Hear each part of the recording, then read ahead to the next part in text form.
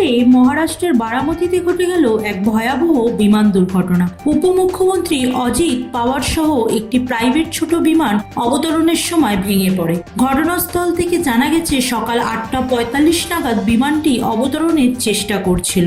অভিযান ব্যর্থ হয়ে মারা গেছেন উপমুখ্যমন্ত্রী অজিত পাওয়ার সহ বিমানে থাকা মোট 5 জন। তারা সবাই জনসভায় যাওয়ার পথে ছিলেন। প্রাথমিক খবর অনুযায়ী আবহাওয়া ও প্রযুক্তিগত সমস্যার দুর্ঘটনার বড় কারণ হিসেবে দেখা হচ্ছে, তবে সরকারি তদন্ত চলছে। রাজনৈতিক ও সাধারণ মানুষের মধ্যে শোকের ছায়া। শীর্ষ নেতারা শোক প্রকাশ করেছেন এবং পূর্ণ তদন্তের আশ্বাস দিয়েছেন। এই ফলপ্রসূ ঘটনার পর ঘটনাস্থলে নিরাপত্তা বাহিনী ও উদ্ধার কর্মীরা কঠোরভাবে কাজ করছেন। আরো তথ্য আসার সঙ্গে সঙ্গে আমরা আপনাদেরকে আপডেট দেব, তাই দেখতে থাকুন আমাদের চ্যানেল ABD 18 নিউজ।